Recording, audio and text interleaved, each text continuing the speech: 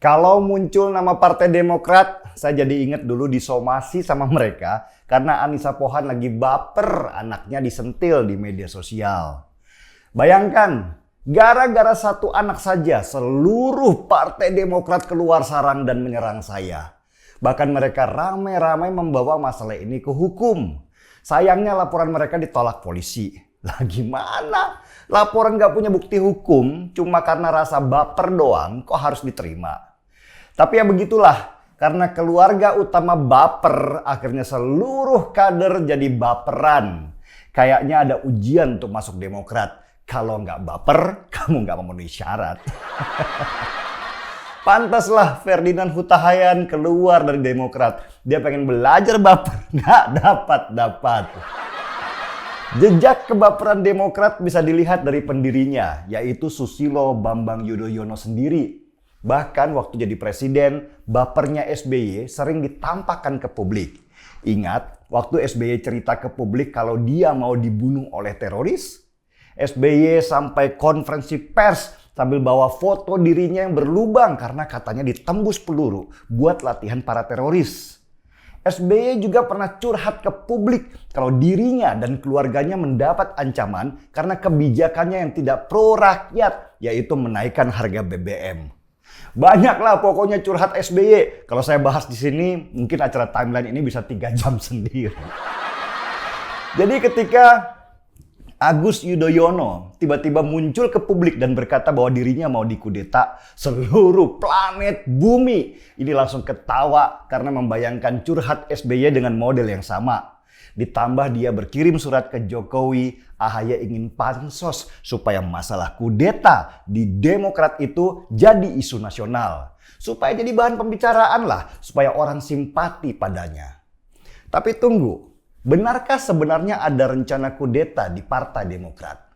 Untuk ngerti itu, kita harus paham dulu definisi atau arti sebenarnya dari kudeta.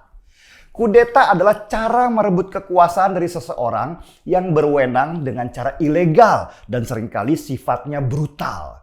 Misalnya nih, seperti di Myanmar, militer ambil alih pemerintahan dengan jalan kekuatan bukan dengan jalan demokrasi. Itu baru namanya kudeta. Atau misalnya di Demokrat tiba-tiba diumumkan kalau AHY bukan lagi ketua umum dan SBY tidak berwenang lagi menjadi pembina Demokrat. Itu baru namanya kudeta. Nggak pakai proses pemilihan, nggak pakai ambil suara, langsung ambil alih kekuasaan.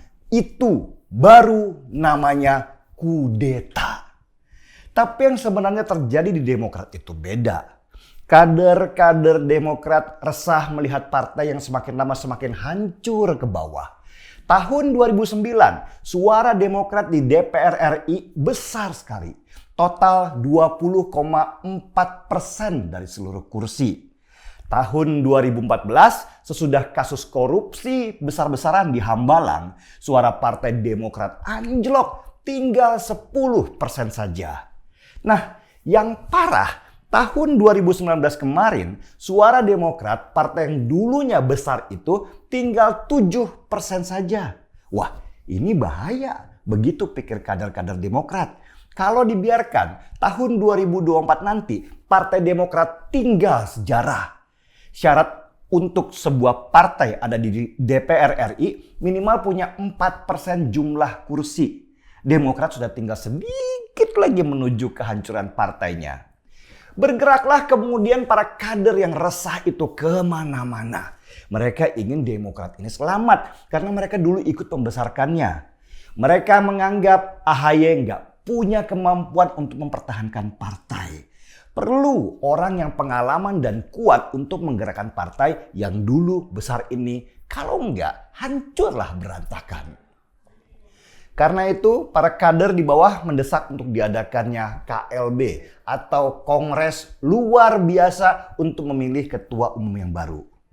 Apakah KLB itu legal? Ya legal dong. Itu ada dalam persyaratan pembuatan organisasi yang tertuang di dalam ADART.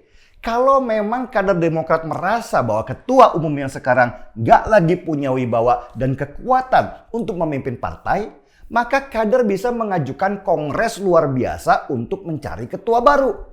Jadi di mana kudetanya? Nggak ada kan? AHY aja yang baper seolah-olah di Demokrat mau ada perebutan kekuasaan. Kalau AHY pintar, harusnya mulai gerak untuk kumpulkan kader-kader setia. Rapatkan barisan, tunjukkan jiwa kepemimpinan. Jadilah laki-laki, jangan sembunyi di balik kata kudeta. Hadapilah situasi internal partai dengan gagah berani, bukan malah kirim surat ke Jokowi. Emang urusan apa Jokowi sama Partai Demokrat? Apa Jokowi ikut-ikutan mau kudeta juga? Woi, Bro AHY, Jokowi kalau mau ambil partai, dia pasti milih lah. Ibarat mobil, mending dia pilih Ferrari atau PDI Perjuangan. Atau Lamborghini lah seperti Gerindra. Ya mungkin agak ke bawah sedikit Maserati atau Golkar. Kenapa begitu? Ya karena dia punya kekuasaan, ya mau ngasih uang ke dia banyak. Kan nggak mungkin Jokowi pilih bemo mangkrak. Bro AHY, saranku, gantilah orang-orang ring satumu. Mereka nggak bisa kerja, cuman jago cari muka. Lihat aja, pembelaan apa yang kamu harapkan dari seorang Andi Arief? Baru mangap sedikit, orang udah buka jejak digitalnya waktu dia ketangkep nyabu dengan kondom bergerigi. Atau mau dapat pembelaan dari Roy Suryo? Baru mesan sedikit, orang udah teriak, panci, panci. Nyakitin kan? Mending rekrut lagi lah Ferdinand Huta Hayan. Dia kader yang punya prinsip. Kalau nggak sesuai nurani, dia keluar. Bukan diam di Demokrat sambil jilat-jilat tapi nggak punya manfaat. Kalaupun nanti Bro AHY harus kehilangan Demokrat, ikhlaskanlah. Toh sudah dapat banyak selama ini di sana. Sudah kaya raya, tinggal banyakin bisnis aja nggak ada salahnya.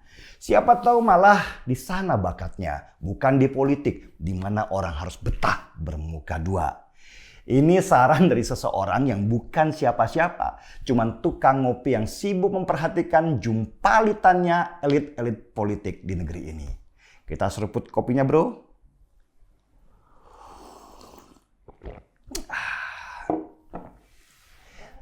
Mari kita kudeta. Saya Denny Siregar, kita di acara Timeline.